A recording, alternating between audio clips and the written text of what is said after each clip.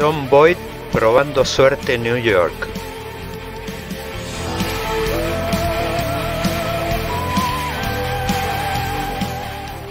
La mano justiciera de John Wayne matando a Liberty Balance.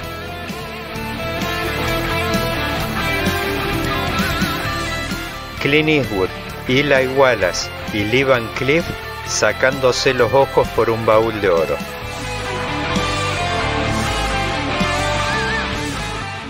El duelo inolvidable entre Henry Fonda y Charles Bronson.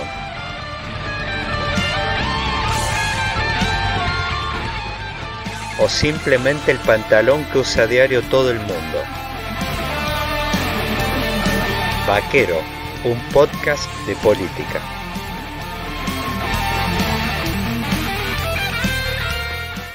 Bem-vindos ao capítulo 15 de Vaquero, un podcast de política. Al ritmo de samba, hoy me hago una escapada a San Pablo para visitar a mi amigo politólogo Alberto Almeida, autor del bestseller A Cabeça do Brasileiro. ¿Volverá Lula al poder en 2022? ¿Le queda alguna bala de plata a Bolsonaro? ¿Hay chances de que emerja un tercer candidato competitivo?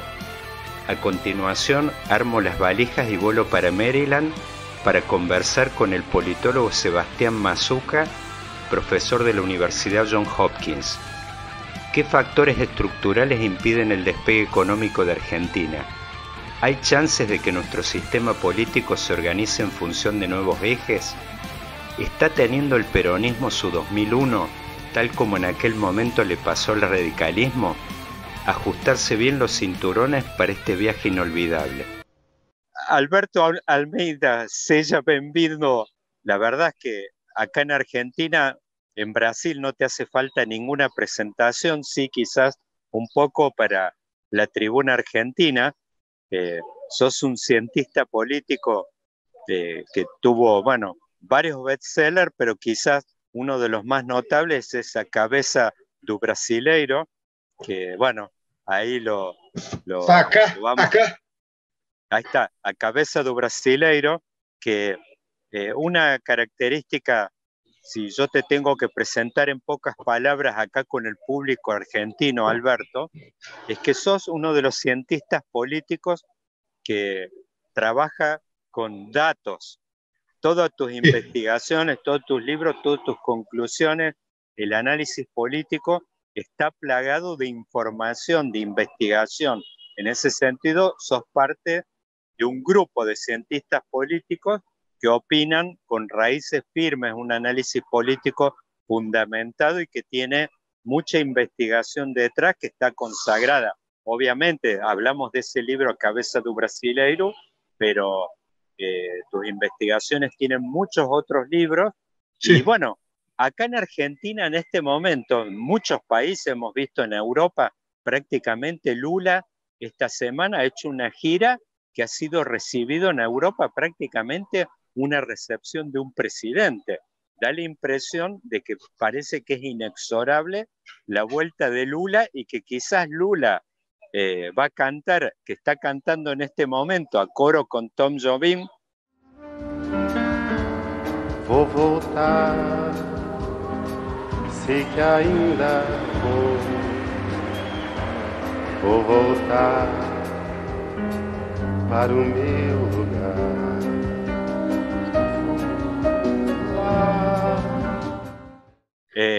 Parece dar la impresión como que esto es inexorable y disparo, con eso abrimos, por ahí usamos como disparador de esta conversación, Alberto. ¿Es inexorable? ¿Lula ya se está sentando en el planalto? Mira, la elección presidencial en Brasil va a ser en octubre de 2022. Nosotros tenemos elecciones a cada 2 años, pero una elección es para presidente, para gobernadores de las provincias, acá chamamos de estados, governadores de estados, diputados federales, nacionales e deputados estaduais e senadores, a cada 4 anos. Em em médio, a cada 4 anos, hay as eleições para alcaides, prefeitos, legisladores municipais. Por isso, a cada 2 anos, a cada 4, uma, pero a cada 2, nacional e municipal, nacional e municipal. Sempre a Constituição de Brasil está escrito na Constituição de Brasil que é em outubro, primeiro final de semana de outubro, e há a segunda volta depois, se ocorre, depois de 3 semanas, depois de 3 semanas. Nós outros estamos em novembro, falta 11 meses para as eleições.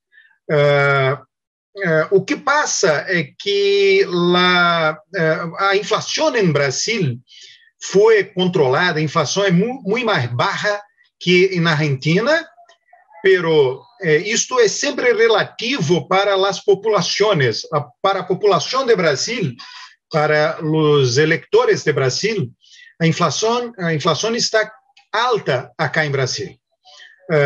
O índice nos últimos 12 meses, último ano, foi de 10% de inflação. É alta, porque estávamos com inflação de 5%, mesmo 4% há 5 anos passados. E a inflação de alimentos está mais alta que o índice geral de inflação. A inflação é muito importante. Quando Dilma foi presidente pelo PT, as manifestações de 2013 ocorreram depois de uma alta inflação de alimentos. O que passa agora é que a aprovação nas encuestas de Bolsonaro, do presidente, está baixa por causa da crise econômica, desemprego e inflação, ambos muito altos. A renda da população, a capacidade de consumo está muito baixa. Por isso, as pessoas miram Lula e dizem: quando Lula foi presidente, minha vida era muito melhor.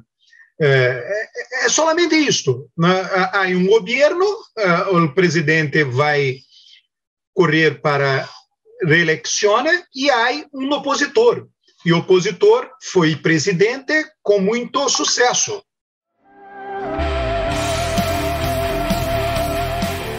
John Boyd probando suerte en New York. Alberto, ahí me gustaría pararme un poquito y hacer doble clic, que vos dijiste, es como que hay una nostalgia de Lula, porque él mismo el otro día falaba de que nos tempos de Lula, os brasileiros podían comer 3 comidas por día. De alguna forma, esto ocurrió en Argentina en la elección de 2019, que después de los tiempos de Macri, que sobre todo en los 2 últimos años, 2017 y 2018 y 2019, la economía se le había complicado mucho, la inflación se le había disparado, tuvo que recurrir al Fondo Monetario en abril de 2018, y el peronismo volvió con una promesa que en cierta forma es muy parecida a lo que estás hablando vos de Lula, en el sentido es que acá la expresión del oficialismo en los afiches era vuelve el asado. Es como vuelve de nuevo la carne a la parrilla, lo que se perdió con Macri. Macri además había hecho unos ajustes de tarifas de servicios públicos muy fuertes cuando entró en el gobierno en 2016, pero bueno, el gobierno actual entró en una crisis prácticamente inmediata, y yo te diría antes, inclusive que se disparara la pandemia, porque no pudo cumplir la promesa de volver a traer la carne a las parrillas argentinas. En este caso en particular, yo no sé, pero he visto proyecciones de crecimiento de Brasil para el año que viene de 2% más o menos. O sea, da la impresión que Bolsonaro prácticamente es irreversible la situación de él en cuanto no va a tener crecimiento económico suficiente, vigoroso, el año que viene para recuperarse en las encuestas que hemos visto. Prácticamente Bolsonaro siempre ha estado reptando o oscilando alrededor del 28% de imagen, o sea, es como que no ha podido despegar, casi nunca se derrumbó al poco tiempo de asumir, y es como que no da la impresión de que Brasil esté por encarar un proceso de crecimiento vigoroso como para recuperarse en las encuestas. Entonces, da la impresión de que todo va para el lado de Lula y que, bueno, ¿cómo ves esto? ¿Vos ves Bolsonaro le queda alguna bala de plata como todavía para recuperarse, o vos ves que ya su situación es prácticamente irreversible, que el año que viene va a volver, digamos, va a perder el poder Bolsonaro? Yo não creio que há uma bala de plata. O que há, as previsões de bancos, instituições financeiras para o próximo ano de crescimento estavam mais otimistas. Tu has mencionado 2%, agora estão em 0%. Há importantes casas bancárias que há dito uma previsão de menos 0,5%, talvez uma recessão ano que vem. Alguma coisa entre 0 e 1, 0 e entre menos 1 e 1 pode ser, ninguém sabe, pero o que estou querendo dizer é que as previsões estavam em 2% e agora estão em 0%, por causa do desempenho do país este ano. Primeira coisa. Segunda coisa, a inflação deste ano, em dezembro, provavelmente vai fechar em 9%, entre 9% e 10%, e ano que vem as previsões são de inflação mais baixa, pero alta mesmo assim, mais baixa. Se é 9% este ano, 10% este ano, talvez 7% no próximo ano, 6%, alguma coisa assim. O Banco Central do Brasil está aumentando os interesses em Brasil para conter a inflação. Isto significa recessão. O emprego, a vacinação, vacinas em Brasil ha caminhado muito rapidamente recentemente. Algumas atividades volveram, há uma vida quase normal em Brasil, alguma generação de empregos de baixa qualidade irá ocorrer, pero desemprego em Brasil, semana que passou, foi publicada uma estatística mundial para 40 países, algo assim. O Brasil tem a quarta maior taxa de desemprego, de desocupação. Há, portanto, uma combinação de desemprego com inflação, que vai ficar um pouco melhor ano que vem? Vai, sim, mas muito pouquinho. Não é suficiente para reverter a situação de Bolsonaro. Bolsonaro, o Congresso brasileiro, a Suprema Corte em Brasil, ha aprovado agora programa de renda mínima universal de R$400 brasileiros. Isto é importante. Talvez isso vá dar um ponto percentual a mais para Bolsonaro, 2 pontos, 3 pontos, não mais que isto. Não é uma bala de prata. However, there is no silver bullet at the moment, and there might never be. For now. En este proceso que vos decís, estanflacionario sería, da la impresión que con una estanflación de ese calibre, la suerte de Bolsonaro está echada. ¿Su nominación ya es algo firme? ¿Podemos dar por hecho de que Bolsonaro va a ser candidato? ¿Tiene apoyo por lo menos de su propia base electoral o de sus partidos políticos los que lo acompañaron para ser candidato, ¿hay alguna posibilidad de que por ahí sea nominado alguna figura alternativa? Y en el caso, ponele que esto sea Sergio Moro, corriendo quizás por un andarivel, ¿hay algún candidato alternativo a Sergio Moro que sea capaz de traccionar o de atraer la base electoral, esa de, no sé si llamarle de centro derecha, que fue capaz en su momento de atraer Bolsonaro? ¿Damos por hecho de que Bolsonaro es candidato o por ahí emergen algunos nombres que quizás puedan sustituir su candidatura? Personas que han hablado con Bolsonaro, esto es una información, importantes políticos en Brasilia, diputados, senadores que frecuentam o Palácio de Planalto, local de a Casa Rosada de Brasil, Palácio de Planalto, dizem que Bolsonaro cree que Bolsonaro habla isto para todos. Eu he vencido em 2018 por causa de Deus. Deus foi quem fez minha vitória. A facada em Bolsonaro, ele escapou da morte por causa de Deus. E Bolsonaro habla a hora que vai vencer novamente a eleição por causa de Deus. Deus quer que Bolsonaro vença. Bolsonaro tem uma mente, digamos assim, messiânica. Ele acredita neste destino nas mãos de Deus. É uma crença. E ele habla para todos perto dele.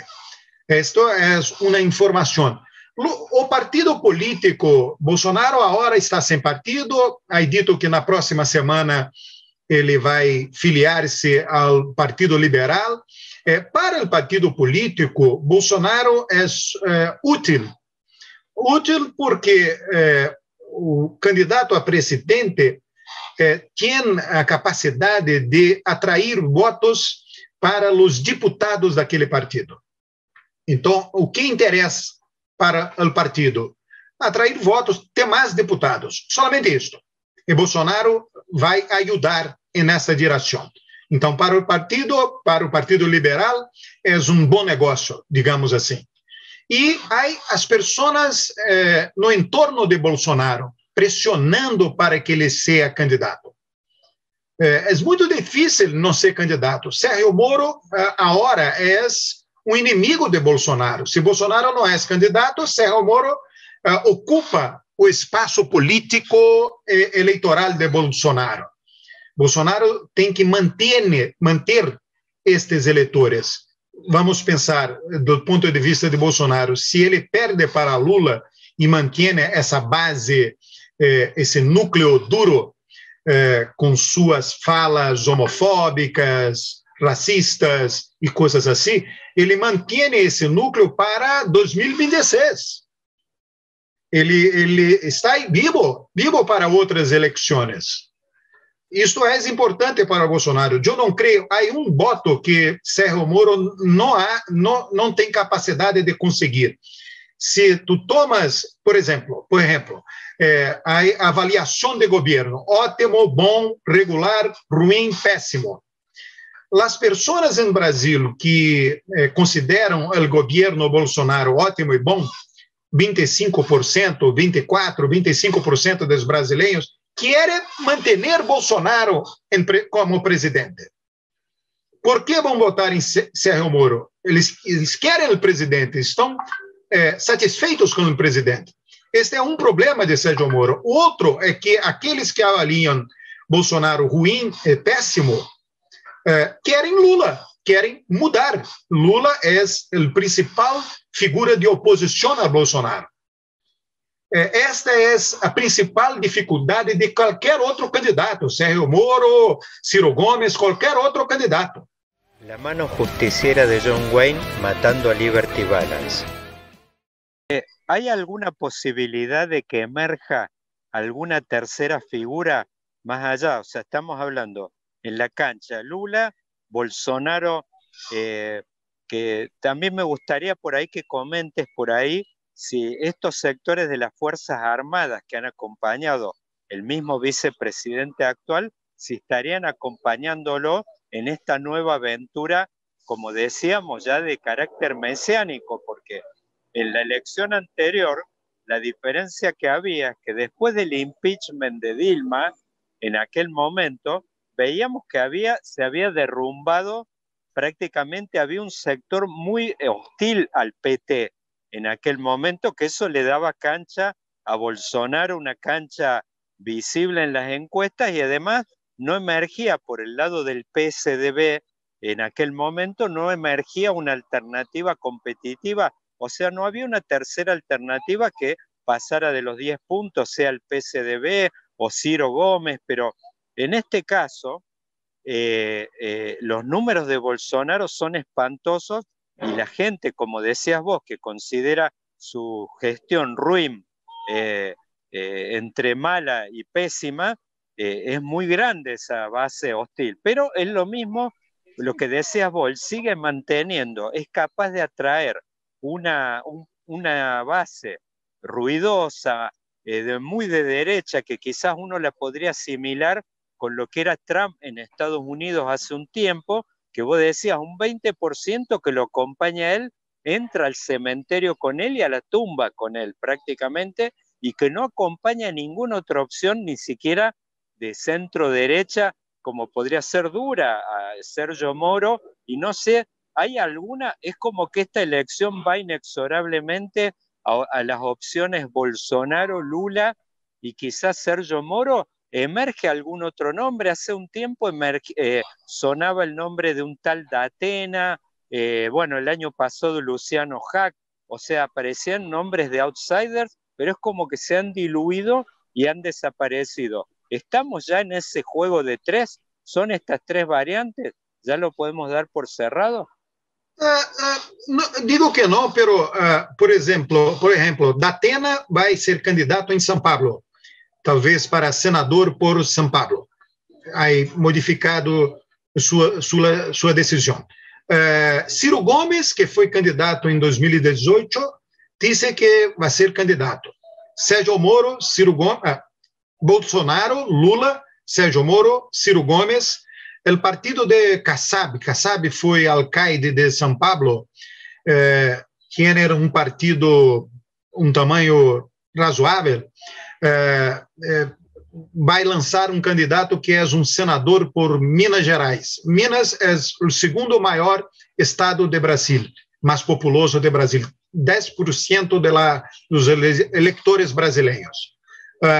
Não sabemos se vai mesmo ou não, pero se lançar, então vai ter mais uns 5 ou 6 candidatos além de Lula e Bolsonaro, com pouquitos, talvez Sérgio Moro, não está claro se Sérgio Moro será candidato mesmo, está testando o nome, se chegarmos em maio de 2022, abril, maio de 2022, e Sérgio Moro tem menos de 10%, vai ser difícil ser candidato. Se tienes mais de 10, 11, 12, pode ser. Vamos ver. Não está claro. O que é bem claro... Perdón, ¿hay algún candidato alternativo que emerja con características, como le llaman, de catch-all, que vos decís, puede en una de esas atrapar alguna base electoral hoy afín a Bolsonaro y también al PT? ¿Emerge algún candidato con esas características? ¿O da la impresión como que estaría ya cantado? Y también me gustaría preguntarte, al margen, digo, más allá de esta pregunta que te hice, si hay algún catch-all, es si hay alguien que quiera desafiar a Lula por adentro del PT. Esa es la otra cuestión, como si están las cosas ya ordenadas dentro del arco de la centroizquierda, si aparece alguna amenaza seria al liderazgo de Lula. Não há ameaça ao liderazgo de Lula, porque Lula tem mais votos que qualquer em centro-esquerda. Os votos são de Lula. Não há polêmica, não há ameaça, não há nada disto.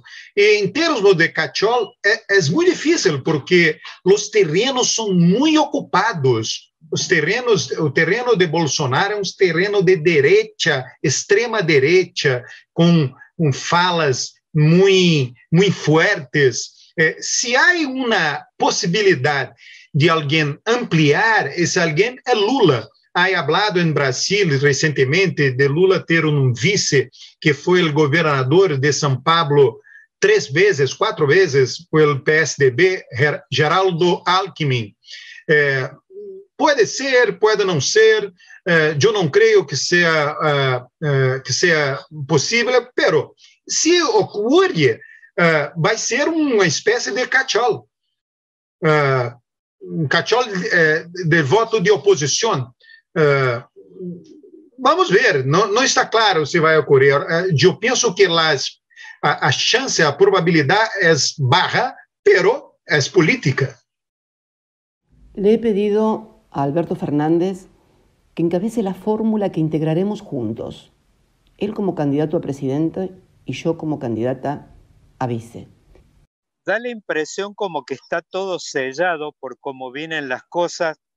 ¿Vos te imaginás que Lula puede tener, está acomodado todo su frente legal, jurídico, puede tener algún sobresalto, la postulación, la candidatura de Lula, algún obstáculo proveniente del terreno judicial? ¿Cómo lo ves a esto?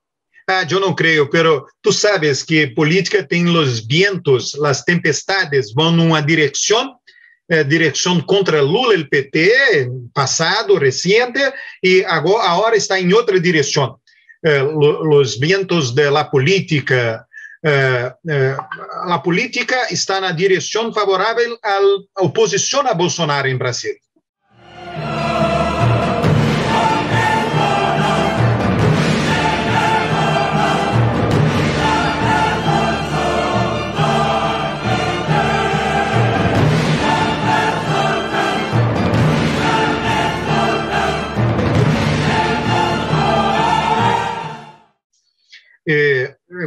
Uma certa elite de Brasil, elite política, elite jurídica, crê uma crença bem razoável que solamente Lula é capaz de vencer Bolsonaro. Solamente Lula é capaz de derrotar Bolsonaro. Isto significa que, do ponto de vista jurídico, não haverá obstáculos para Bolsonaro, para Lula, perdão. El duelo inolvidable entre Henry Fonda y Charles Bronson.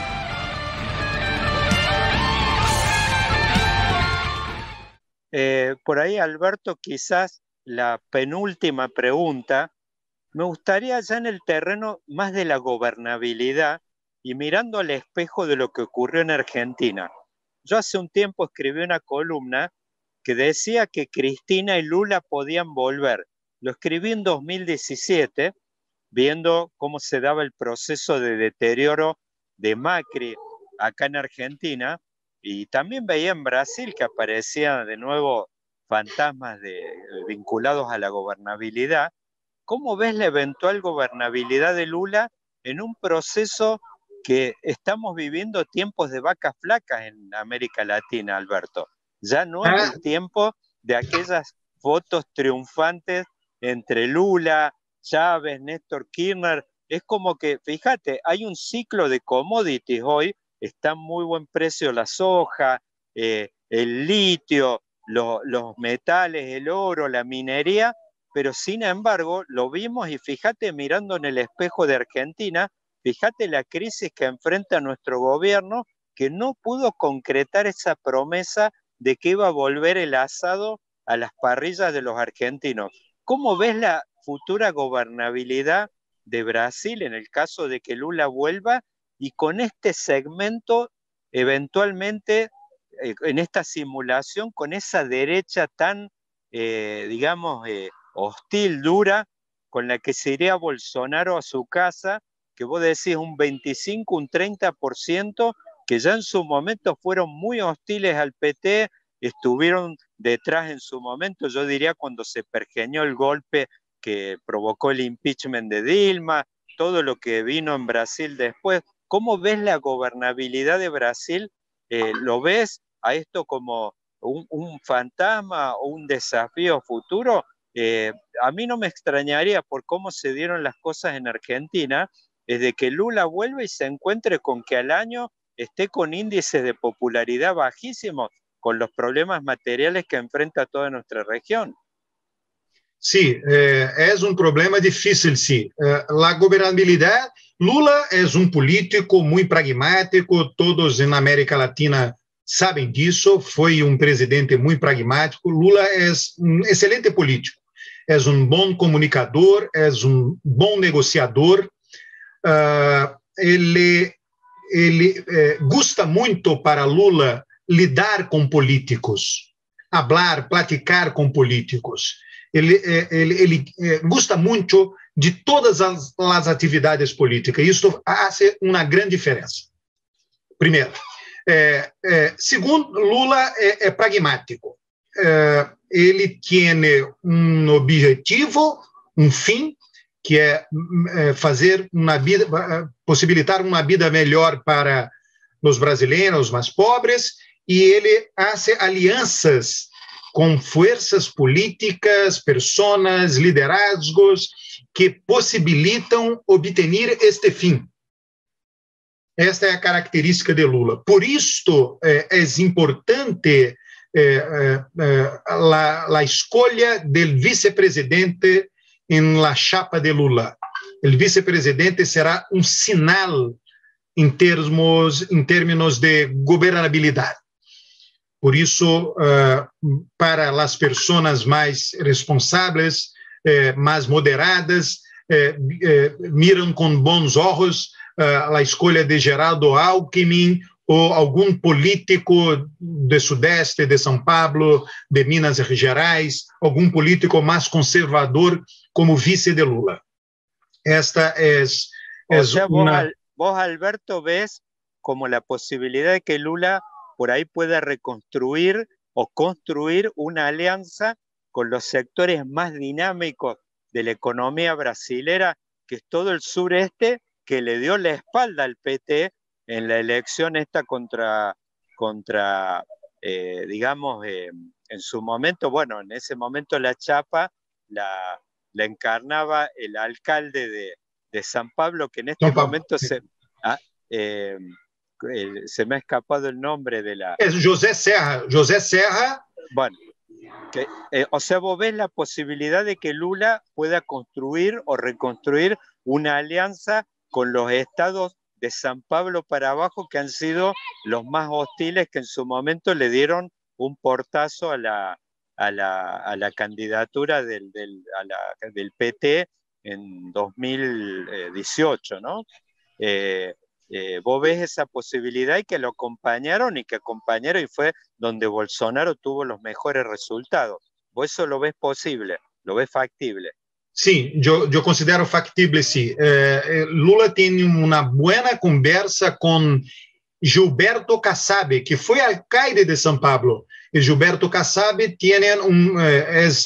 broker de um partido de centro, em tamanho médio para grande, que pode, ele ha lançado este candidato a presidente, o presidente do Senado Federal em Brasil, Rodrigo Pacheco, pero é possível abrir a mão dessa possibilidade de ter um candidato e ser o vice-presidente na chapa de Lula. Isso é possível. E Lula vai falar, platicar nesta direção. Pero estamos em novembro, dezembro, as conversações, há tempo para as conversações, as necessárias acomodações políticas. Clint Eastwood, Eli Wallace y Lee Van Cleef sacándose los ojos por un baúl de oro.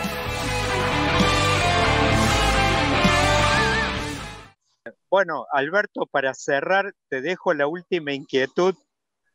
Uno de los problemas, uno de los desafíos más grandes, como vos decías, Lula, por ahí, las alianzas que construiría para el año que viene, acá lo que ocurrió en Argentina, fíjate el kirchnerismo, lo que se lo ven a los sectores más afines a Cristina, que podrías identificar quizás afín a lo que es en Brasil el PT, son los sectores que están por ahí más incómodos hoy en la coalición esta que se llama Frente de Todos, y que tiene mucho que ver con la imposibilidad de retomar las políticas distributivas de la época de oro del kirchnerismo. Yo te quería preguntar ahí cómo lo ves respecto a la posibilidad, porque hay un componente del PT que tiene que ver con alianzas donde inclusive está dentro del Partido Comunista mismo, en Brasil. Bueno, Gleisi, Hoffman, ¿no? Hay líderes que vienen más de la izquierda. ¿Cómo ves la posibilidad de esta convivencia en un revival de Lula donde lo veas mucho más cercano y cerrando alianzas con sectores centristas, que sería, por ejemplo, que se termine cerrando una alianza, una chapa, como decías vos, Lula-Alckmin, que sería, la verdad, un batacazo? Sí, es una excelente pregunta, porque la presión de sectores más à esquerda es muy fuerte por causa da piora de condição da vida dos mais pobres em Brasil. A pressão para a rede de distribuição vai ser imediata e muito forte. Lula é muito capaz. Lula é líder. Eu creio que, comparação com Cristina, é excelente, pero há uma diferença, talvez, que a autoridade de Lula junto à esquerda em Brasil é mais forte que a autoridade de Cristina junto à esquerda na Argentina. Não está claro para mim, pero eu creio isto, que Lula foi capaz não solamente de ficar 8 anos sendo reelecto, pero elegeu sua sucessora, Dilma. E isto faz diferença, mostra a capacidade de Lula. Lula pode volver. Cristina não teve esta capacidade por causa de sua avaliação negativa. E isto faz Lula mais forte. Eu creio, eu não estou certo disso, mas creio que é isto. Bueno, a ver, digo, es tan cierto lo que decís que Cristina para volver tuvo justamente, que fue quizás el error más grave que cometió, o habría que verlo, pues quizás no sé qué alternativa tenía, pero tuvo que disfrazarse, tuvo que decorarse y encontrar un caballo de Troya que en cierta forma, bueno, eso ha generado un desencanto dentro del arco oficialista y toda esta situación donde vos decís y te preguntás no solo quién gobierna, sino quién paga los costos políticos por las decisiones que toma o deja de tomar Alberto Fernández. Entonces, me parece muy relevante la comparación que acabas de hacer, en el sentido que Lula quizás tiene el liderazgo indiscutible de esta coalición. Así que bueno, la verdad que ha sido una conclusión espectacular, Alberto, para nuestra charla, nuestro bate-papo, diríamos hoy. Y bueno, te agradezco muchísimo y te mando un fuerte abrazo, Alberto, y espero que sea tu primera participación en Vaquero, un podcast de política. Muchas gracias, Daniel Montoya. Muchas gracias.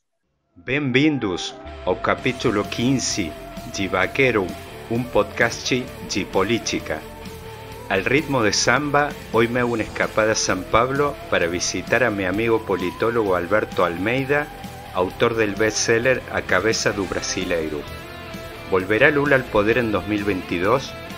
¿Le queda alguna bala de plata a Bolsonaro? ¿Hay chances de que emerja un tercer candidato competitivo? A continuación, armo las valijas y vuelo para Maryland para conversar con el politólogo Sebastián Mazzuca, profesor de la Universidad Johns Hopkins. ¿Qué factores estructurales impiden el despegue económico de Argentina? ¿Hay chances de que nuestro sistema político se organice en función de nuevos ejes? ¿Está teniendo el peronismo su 2001, tal como en aquel momento le pasó al radicalismo? Ajustarse bien los cinturones para este viaje inolvidable. Sebastián Mazzuca, muy bienvenido a Vaquero, un podcast de política, viajecito. Yo te diría, este es el último viaje que se puede hacer en cuotas desde Buenos Aires. Lo saqué anoche, que anoche se cerraba, creo, por lo que dicen las crónicas hoy acá, estuvieron hasta la medianoche todos haciendo cola en los sitios de las compañías aéreas, bueno, de aerolíneas, por supuesto, pero Despegar en realidad tiene un circuito también de venta de pasajes en cuotas y disparó un lío bárbaro esto. Y la verdad es que me gustaría por ahí, en una de esas, no lo tenía pensado, pero viste que la realidad se nos mete, hay veces, en los temas más estructurales de la Argentina, y la verdad es que fíjate una cosa, una vez vos sabés que charlando con un encuestador argentino, me acuerdo con Sergio Berenstein hace unos años, nos contaba el tema de poliarquía, y nos decía de cómo para los argentinos ha ido mutando con los años. En una época, no sé si te acordás de la época que vivías en Argentina, el tema de mi hijo el doctor, que hablaban la generación de nuestros padres que tenían como sueño el tema de que sus hijos se graduaran. Bueno, eso fue cambiando con los años y el gran sueño, yo te diría, Sergio, me acuerdo que nos contaba quizás desde mediados de los 70 y años 80, el gran sueño de los argentinos que fue cambiando en eso, quizás de los padres, era que sus hijos viajaran al exterior. Fíjate que hay veces importante que es esto.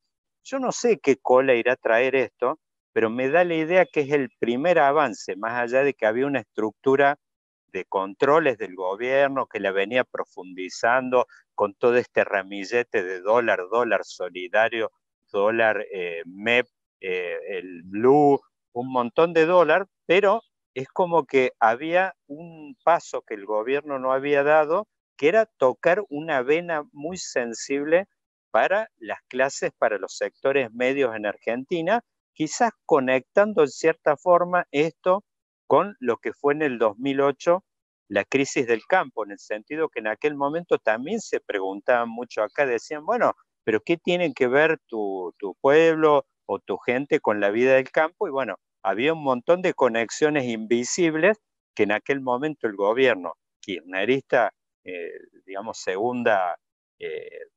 primer mandato de Cristina, fue de 2008, bueno, es como que pisaron un cable de alta tensión y vos viste lo que terminó ocurriendo. Es como que un pequeño evento donde los cálculos se hicieron mal terminó disparando un conflicto bárbaro. Da la idea, no sé hacia adelante qué rumbo puede tener esto, pero me da la idea que es el primer avance después de las elecciones donde el gobierno se lanza a tocar los bolsillos y por ahí los ideales, estos, como le llaman, aspiracionales de los sectores medios. ¿Tuviste alguna inquietud cuando viste esto? ¿Viste las medidas? Te veo muy conectado con la tuitósfera argentina. ¿Tenés alguna impresión, Sebastián? Digo, por ahí podemos empezar usando esto como disparador. ¿Lo ves al gobierno como iniciando una nueva fase o vos decís más de lo mismo? ¿No te llamó la atención? Son muchos niveles, amigazo. Te podría decir que no me llamó la atención. Primero, la diferencia entre este cepo es un cepo del torniquete. Obviamente, esto es algo muy parecido. Voy a decir algo que luego voy a criticar. Uno soltaría, en Twitter uno que vería. En Twitter vería a los fontaneros de los tres chiflados poniendo parches en un caño y que aumenta la hemorragia por otro lado, entonces el otro pone la mano y así sucesivamente, hay un enredo terrible. Esto es uno más en esa sucesión. Mo! Larry! I'm trapped by the rising water. I'll be drowned like a rat. Oh, Mo! Oh, yeah. ¿Qué hay nuevo en este parche? Pienso que es muy interesante. Hay una cosa nueva con respecto a todos los parches anteriores, que esto es claramente un castigo a la clase media. O sea, me parece que se está purificando la coalición kirchnerista tal como quedó post-mortem, digamos. Y ahora sí, digamos, no creo que no hay marcha atrás en el intento de reconciliación y que si por algún lado va a ir por ahí por tarifas, digamos. Las reservas, o sea, yo no sé, hay que ser mago para resolver la emergencia macroeconómica argentina. Entonces, digamos, manotazos de ahogado va a haber todo el tiempo, me parece que este es uno más. Ahora me parece que la novedad de es que es claramente post-mortem en el sentido de decir divorcio de la clase media, sobre todo de la clase media de las capitales, digamos, fuera del conurbano, ¿no? Eso quizás es la única novedad. La otra cosa es que es muy diferente digamos, de la crisis con el campo, porque en la crisis con el campo el gobierno era Mike Tyson y tenía mucha popularidad, obviamente tenía que pagar la factura de la elección de Cristina y tenía un pequeño problema fiscal. Trató de conseguirlo de alguna manera que qué sé yo, que algún sentido tenía, y tenía mucha reserva política, mucha reserva económica, ahora no la tiene. Con lo cual lo veo diferente en cuanto es un cable de alta tensión distinto del anterior, en el sentido de que no lo está pesando Mike Tyson, sino más bien Muhammad Ali en sus últimos días, y después tampoco veo un parche más a una situación desesperante desde el punto de vista monetario, fiscal, de reservas, cuya única novedad es que se sincera el divorcio de la clase media. El duelo inolvidable entre Henry Fonda y Charles Bronson.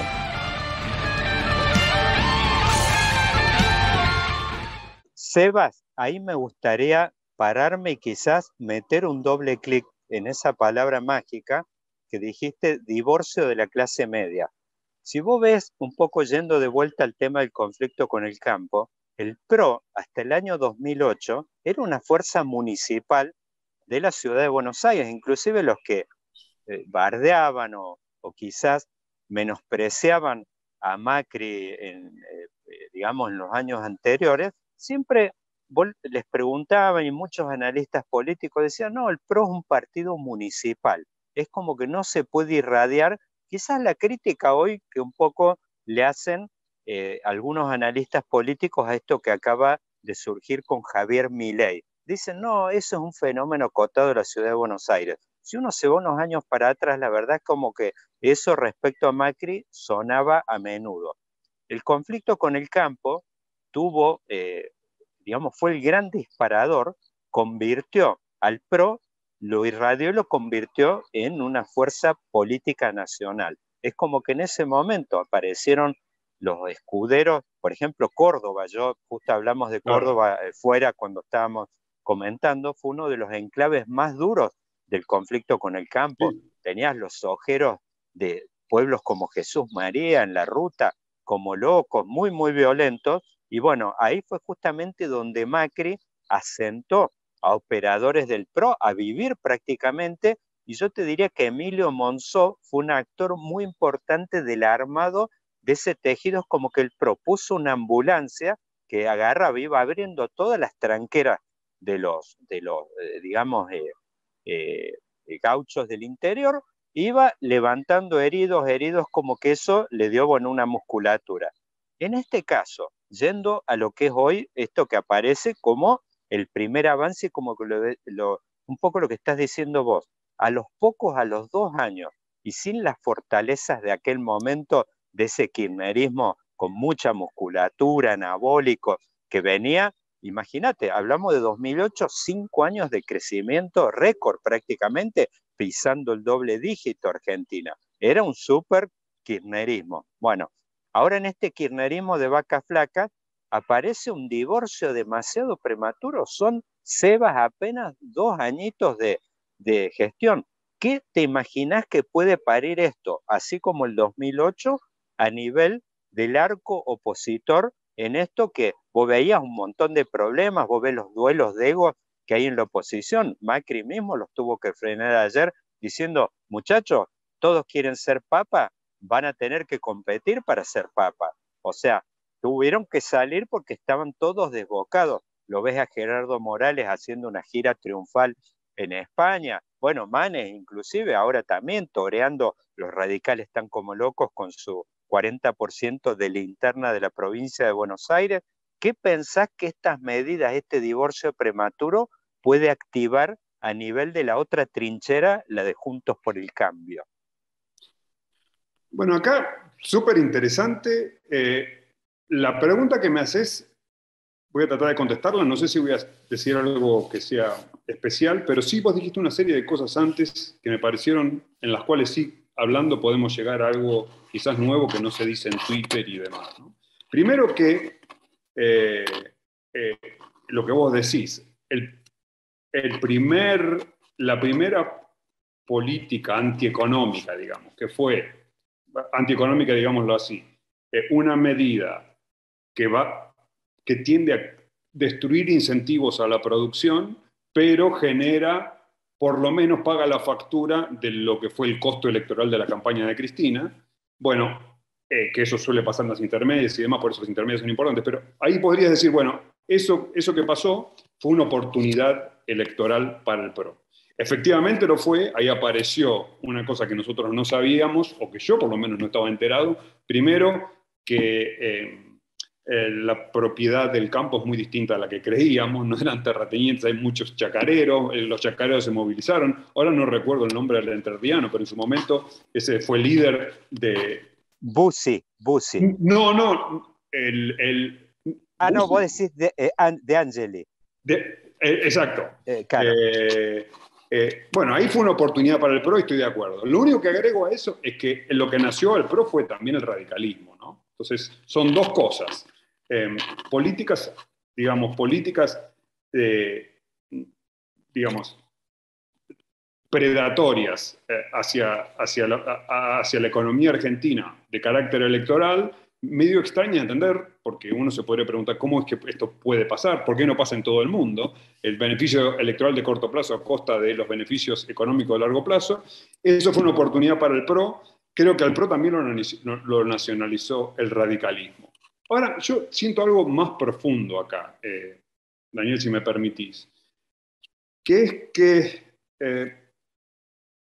esa imagen de los fontaneros, digamos lo que decimos en Twitter, que es retratar una especie de torpeza macroeconómica una tras otra, habría que ser un poco más escéptico con eso, porque obviamente sería irresponsable, sería perezoso pensar que los que toman decisiones se están tirando tiros en el pie todo el tiempo. ¿Hay algo más para pensar que eso? Porque eso sería otra vez, una vez más. Ahora definitivamente sería otra. Ahora me divorcio ya de la capital federal por completo, de todos los sectores dinámicos del interior.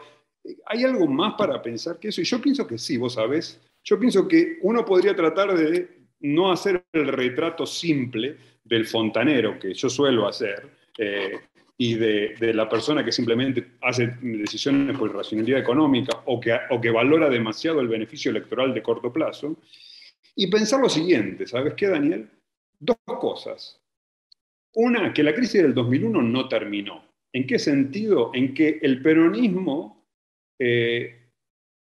fue el primero que pasó la ambulancia, el kirchnerismo pasó la ambulancia, tomó todo lo que pudo tomar, primero a los nuevos pobres, lo que Torres llama ingeniosamente la pobreza en movimiento, los piqueteros, la CGT, los derechos humanos. Tomó todo y se fue rehaciendo, rehizo su identidad con respecto a una identidad que había quedado como deformada para muchos peronistas, que fue el menemismo. La rehizo, ¿verdad? La rehizo. Ahora, al poco tiempo, explotó por razones que quizás la podemos situar o cuando rajaron a La Baña, o con la 125, o con la liquidación de los déficits. Ahora, bueno, ¿por qué eso era insostenible? Bueno, eso era insostenible por un montón de razones macroeconómicas, quizás fuera del alcance de la visión de una persona que está haciendo cálculo electoral todo el tiempo. Sin embargo, llegamos ahora, y digamos que el kirchnerismo purificó bastante su identidad, en el sentido que en realidad quedó el propio kirchnerismo como un partido municipal, después de todo este derrotero, donde el conurbano es su bastión, y digamos, algunas máquinas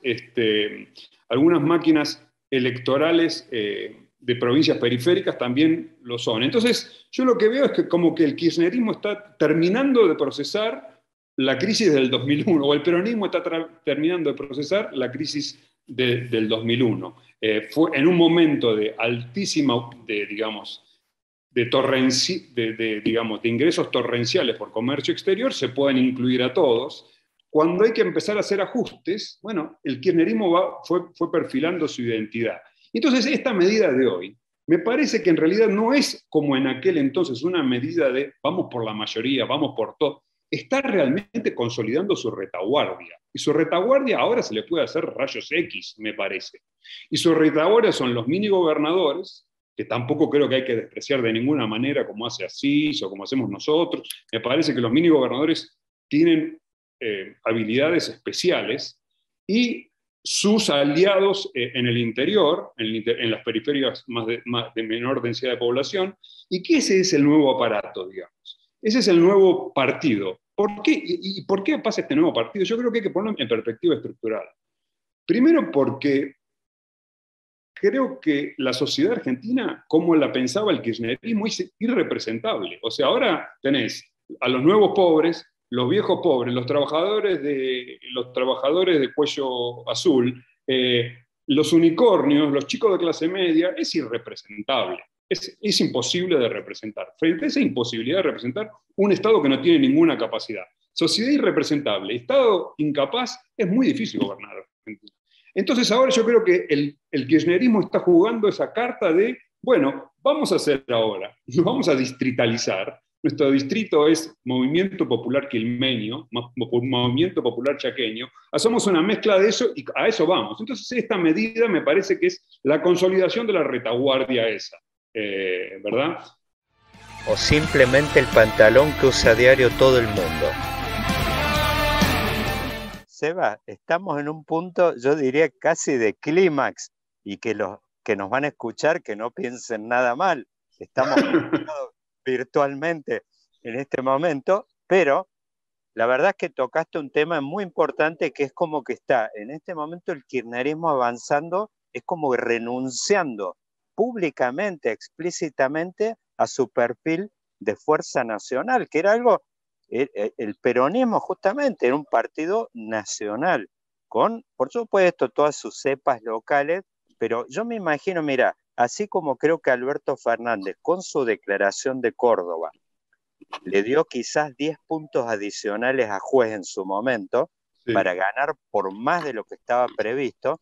Yo creo que este movimiento de ayer quizás en Córdoba le haya dado 5 puntos adicionales, con lo cual le están creando un problema. Inclusive, fíjate lo que pasó en Córdoba.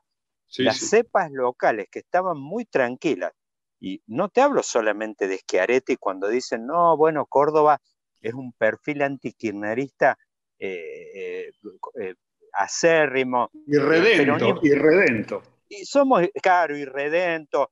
Perón mismo en su época no hizo pie en Córdoba, no ganó en el 46, no ganó en el 52, pero ojo, que el kirchnerismo está siendo un problema para todas las cepas del interior del peronismo también. Uñac terminó contando votos en San Juan, gran esperanza del peronismo blanco republicano. Después, Mansur, jefe de gabinete, terminó contando votos en Tucumán. En Formosa, Gildo Infran recuperó, pero no tuvo el panche electoral de otras elecciones.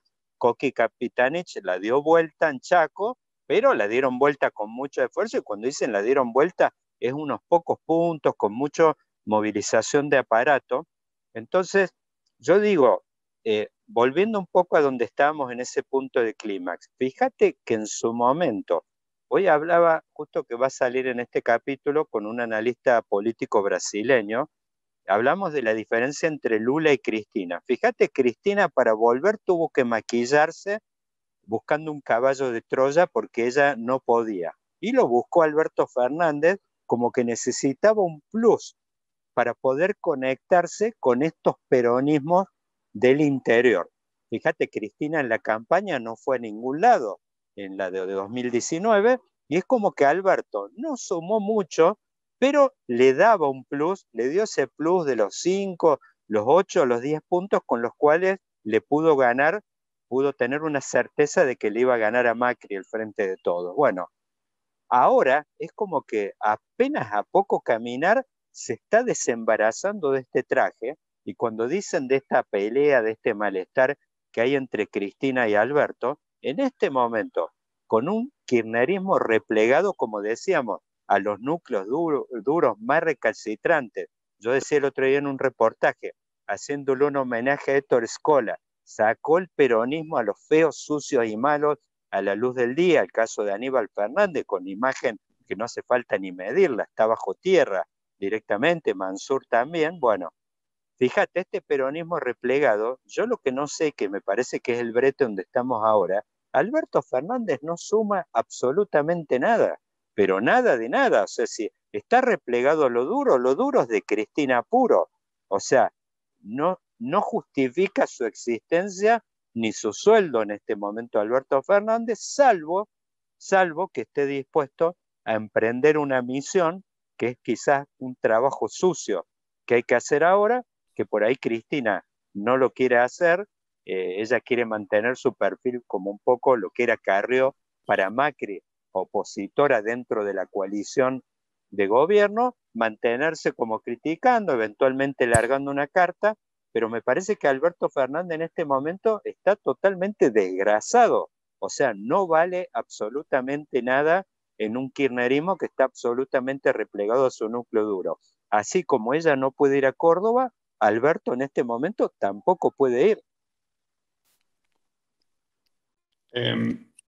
Pero, digamos,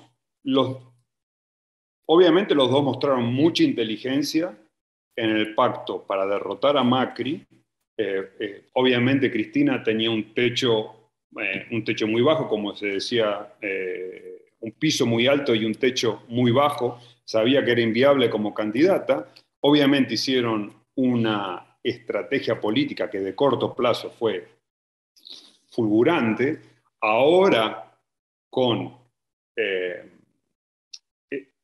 ahora vemos que todas las virtudes que tuvo electorales, acá me parece una exageración llamarlo coalición, porque es un acuerdo entre dos personas entre el mismo partido. Esto de bicoalicional no me entra. Me entra en la oposición. La coalición en el gobierno lo veo como el kirchnerismo con satélites, digamos, o Cristina y sus satélites.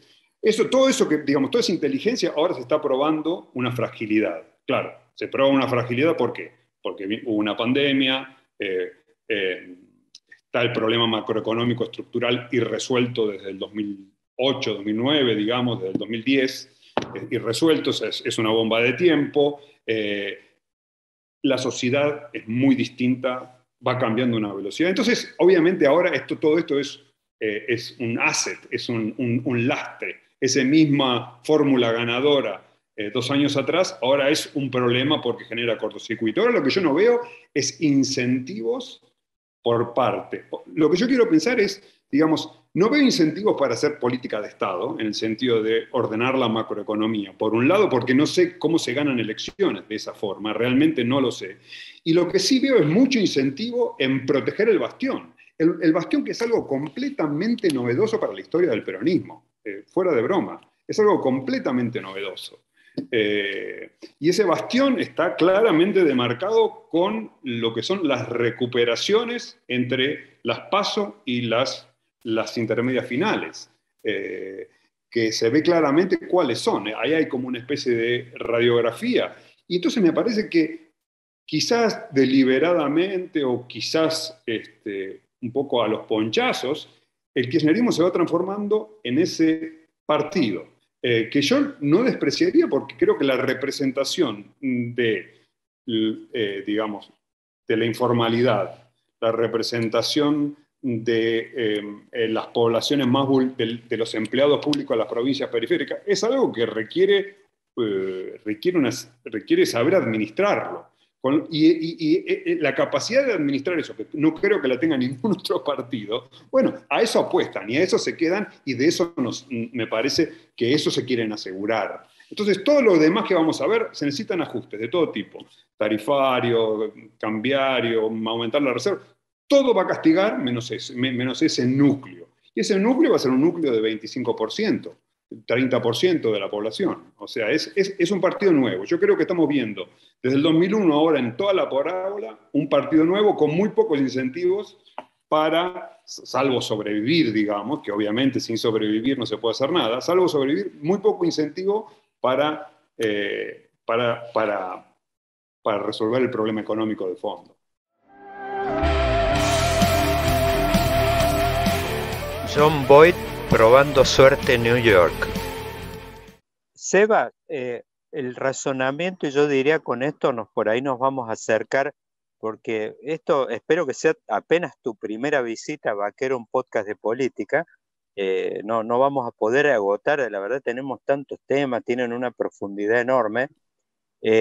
A ver, el pensamiento predominante que había dentro del kirchnerismo en la fase 2011-2015, y esto yo lo viví más dentro de lo que era en aquel momento el sciollismo. Nosotros estábamos muy cerca de Daniel, y el pensamiento predominante que había era que se venía una época, adentro se discutía, inclusive Axel Kicillof le llevó, fíjate cómo se reproducen los mismos temas.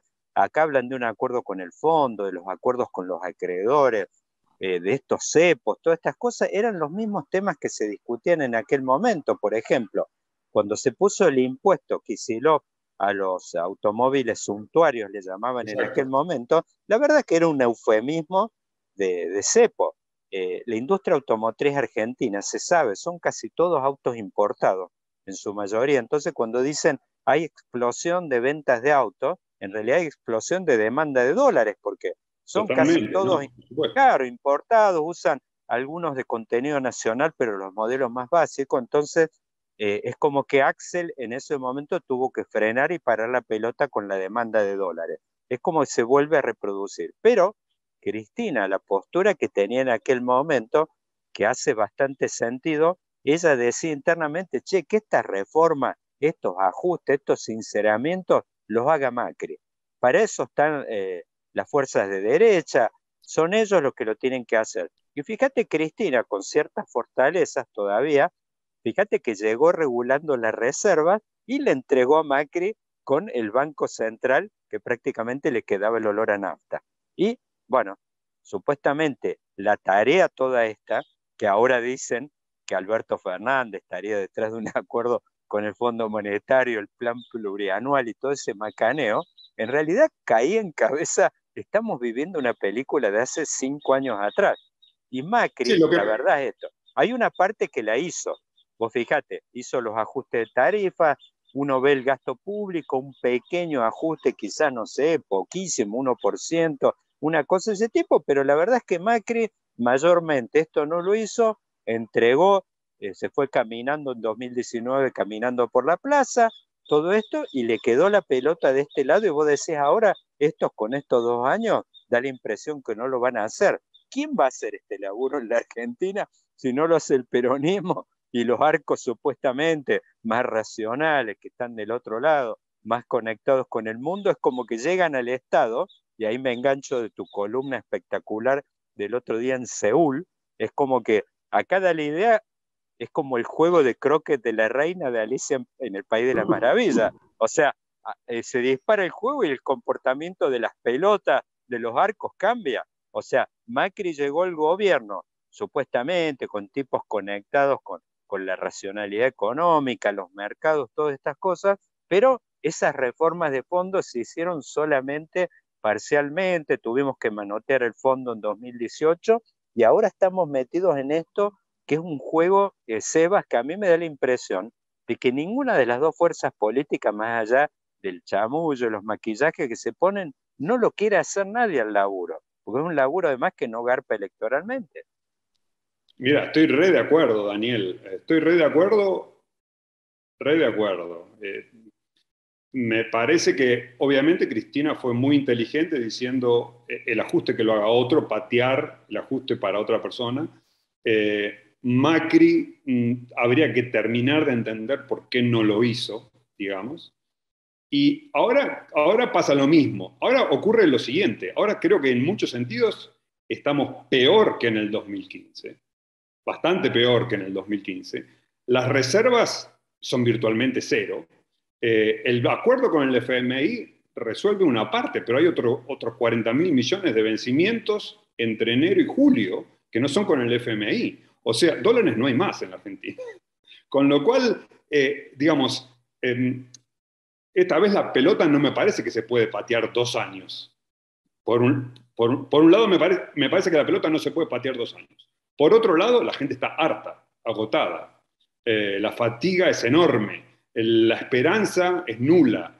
Entonces, tenés, la bomba está mucho más, la mecha está mucho más corta, quedan 2 años de gobierno, el hartazgo es infernal, y después la otra cosa es que me cuesta a mí imaginar, como fue en su momento el efecto Nixon visita a China de Menem, me cuesta imaginar que el peronismo está en condiciones de hacer eso, porque hoy el peronismo es el kirchnerismo. El kirchnerismo es una fuerza muy reducida que no tiene manera de hacer creíble una alianza con el capitalismo, digamos. No tiene manera de hacer creíble una alianza con el capitalismo. No hay manera de que le crean, me parece a mí. Cualquier peso que va a entrar en la Argentina es un riesgo de expropiación. Por eso me parece que es más grave en ese sentido, me parece que es más grave. No sé cómo se resuelve, de hecho, para mí me da vértigo pensarlo, pero no hay manera de generar inversión. La reactivación que se ve es gente que tuvo la máquina parada y algo tiene que hacer en la vida para sobrevivir, entonces tener reactivación, no crecimiento. Crecimiento necesita nueva inversión. Entonces no tenés manera de que el kirchnerismo genere nueva inversión. No tenés manera porque, digamos, ya es demasiadas las veces que se quemaron con leche. No tenés reservas y no tenés una situación externa, lo que malamente se llama restricción externa, mucho más poderosa, y la tenés que aguantar 2 años. Entonces, yo no la veo, y a la vez no tenés el incentivo de hacer política macroeconómica racional, porque yo creo que la política está dominada por el signo de party building, construcción de partido, construcción del nuevo partido, que es el partido del kirchnerismo residual, lo que quedó al final del pozo digamos, de años de electoralismo, que es esta maquinaria tan especial y tan fuerte. El movimiento popular quilmeño, cosas de ese tipo, que fue genial como lo bautizaste. Sí, genial. Bueno, un poquito ampliado, también lleno de, o sea, cualquier gorila va a decir, esto es clientelismo. No, es clientelismo y mucho más. Es saber administrar una sociedad que es muy compleja. En esa sociedad compleja, ese espacio lo ocupa el kirchnerismo y es lo que protege y es donde está su dividendo electoral. No veo otra cosa. No veo que el kirchnerismo vaya a hacer otra cosa que construcción de partido, que en realidad es afianzamiento de esa base electoral. Con lo cual no veo cómo se va a reconciliar con la clase media, con inversores. No lo veo. Entonces creo que es altísima la probabilidad de una salida traumática. O sea, realmente creo que es altísima la probabilidad de una salida traumática. Sebas, para dejarle un plus final a nuestros oyentes de Vaquero, me gustaría, a modo de homenaje a Don Draper, gran personaje de Mad Men, que decía él que cuando un contenido de la conversación no te gusta, cambia la conversación. If you don't like what is being said, change the conversation. Plantea otra, patea el tablero. ¿Vos ves alguna posibilidad en este juego insoluble que tiene, como decimos, de 2 actores que ninguno quiere hacer este laburo y por motivos muy fundados? O sea, la verdad es que está claro que el oficialismo actual no lo quiere hacer. Y después Macri, bueno, quizás quiso, pero no pudo, no supo, como uno quiera explicarlo, pero la verdad es que ocurrió eso. Entonces, en este juego insoluble, ¿vos ves algún elemento de allá desde lejos? Estás en una ciudad muy, muy convulsionada como Baltimore. ¿Ves alguna posibilidad de que aparezca alguien o alguna fuerza, alguna cosa, algún elemento que cambie la conversación, como decía Don Draper? ¿Ves alguna posibilidad? ¿Se te prende alguna lucecita o realmente estamos en el horno? No, creo que no estamos en el horno y creo que hay mucha esperanza. Vos mirá, no. Lo que vos me estás preguntando quizás es por liderazgo, que es una cosa, y cómo se arma y cómo se dirige la economía hacia donde se tiene que dirigir, que es una cosa muy compleja. Y otra cosa es si están los fundamentos para que la economía argentina crezca. La economía argentina no crece por mal gobierno. O sea, no hay manera de explicar 40% de inflación promedio, licuación de déficit fiscal, evaporación de la moneda. O sea, no es un problema del sector privado. Creo que el sector privado está hiperajustado. O sea que un poco de incentivos, un poco de confianza inversora en la Argentina me parece que crea un boom. Honestamente, hasta los precios acompañan, la tasa de interés internacional acompaña. Todo ese vínculo del talento y los recursos de la Argentina con el mundo, que es salir a venderlos, me parece que en el fondo está a la vuelta de la esquina. Lo que me parece es que no es creíble el liderazgo actual para hacer esa conexión. El liderazgo actual está tratando de construir su partido. Ahora, ¿por dónde puede venir eso? Yo creo que el que conecte, el que sepa vender el talento y los recursos argentinos y genere los incentivos para la inversión,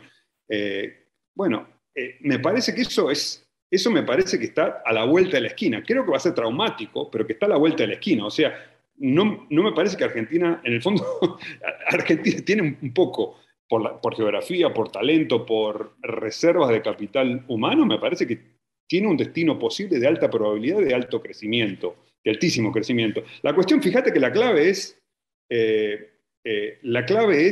en el fondo, como no somos un Estado de Derecho, como no hay Estado de Derecho, con lo cual, y hoy estamos hablando del nuevo cepo, a las compras en cuotas de viajes al exterior, pero al mismo tiempo está ocurriendo algo con las causas, con el presupuesto. El mismo día pasaron cosas que serían escándalos en cualquier país con Estado de Derecho. No tenés Estado de Derecho. ¿Qué hay que hacer cuál es el sustituto de un Estado berreta para ganar confianza entre los inversores? Bueno, si no tenés Estado de Derecho, es decir, no tenés protección suficiente de la propiedad privada, no sabés si vas a invertir. ¿Cuál es el sustituto? Bueno, el superávit fiscal. El único sustituto es el superávit fiscal. Con un poco de superávit fiscal, digamos, 2 o 3 años seguidos de superávit fiscal, los inversores no le van a temer más a la confiscación. Si Argentina es un país que no confisca la inversión, Argentina es Australia en 15 años. Es muy sencillo, porque esa es la esperanza. Si Argentina elimina el riesgo de confiscación, de una manera o de otra, sea la vía monetaria, sea la vía de la extorsión a la propiedad privada, de los trámites, de la burocracia, de los 10.000 millones de impuestos, es realmente... Bueno, ¿cómo se hace eso? Yo no sé quién es el líder, cuál es el líder. Estado de Derecho toma mucho tiempo construir, toma 2 minutos destruirlo. Pero lo que pareció funcionar es tener superávit fiscal o tener las cuentas fiscales más o menos en equilibrio, y que eso genera el sustituto de confianza inversora que otros países no tienen. Si vos le das 10 años seguidos a eso, Argentina se terminan los problemas de la Argentina. Y en el fondo, el equilibrio fiscal va a llegar, traumáticamente o no traumáticamente, pero va a llegar. Clint Eastwood, Eli Wallace y Lee Van Cleef sacándose los ojos por un baúl de oro. Vos ves, por la vía justamente lo que están comprometiendo en el fondo, que no se dice mucho, es una inflación de piso de 60%. El año que viene. Justamente, seguro. Claro, es el laburo sucio que va a ser la inflación. Es la licuación, exactamente, la licuación de los pasivos del Estado. Le conviene, exactamente. El Estado va a licuar sus pasivos y, bueno, obviamente que los privados en tándem. Ahí, me queda un poco, hay una luz de esperanza, me quedó el tema conexión de talento, recursos, y bueno, el tema del superávit fiscal, que es un poco quizás el talismán o algo mágico que hace de que en una de esas el tipo que esté invirtiendo no te va a mirar en detalle causas como estas de OTESUR y estas cosas. Claro, es un poco triste decirlo, parece de derecha hablar de déficit fiscal, pero cuando no tenés Estado de Derecho, cuando no tenés Estado de Derecho, lo único que le podés ofrecer al mundo, lo único que le podés ofrecer al mundo de manera creíble, a comprometerte creíblemente, a que no vas a destruir el clima de negocios, es superávit fiscal. Sí, no me acuerdo qué autor, te diría siglo XIX, me acuerdo que decía, no interesan tanto los property rights, sino de que el price is right, digamos, Sí, en claro. definitiva, claro, ¿viste? En definitiva tienen buenos precios, no le van a mirar el paladar al perro, digamos, ese es un poco el punto. Así Hay que algo bueno, más que no solo los superprecios, sino también que, digamos, que la maquinaria electoral no sea tan costosa que signifique que a la vuelta de la esquina hay un superimpuesto, digamos, o una superinflación, déficit fiscal. sí, pongamos que así. tengo un horizonte el tipo que sabe que en 10 años va a recuperar guita, que la va a poder llevar a Nueva York, a Alemania, donde la tenga, y en definitiva ese ciclo, digamos, por ahí de la magia del capitalismo. Es la parábola con lo que vos decías. Cualquier chico de eso que vos decías, el sueño ahora es viajar. Antes era el sueño, Sí, era el doctor viajar. claro, Cualquier chico de eso que vos decías, lo pones en cualquier parte del mundo y es un chico que aumenta su ingreso por 3 o 4. O sí, sea, claro, totalmente. ¿qué es lo que falla? Sí, totalmente. Bueno, Sebas, Bueno, muchas Daniel, gracias. Te mando un fuerte abrazo, lindo igualmente, viajecito a Baltimore. encantado.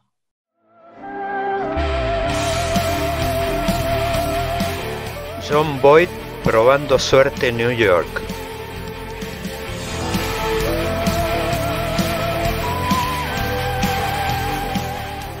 La mano justiciera de John Wayne matando a Liberty Balance.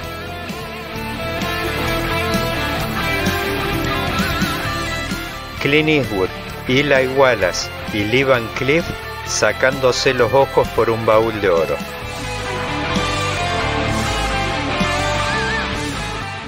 El duelo inolvidable entre Henry Fonda y Charles Bronson.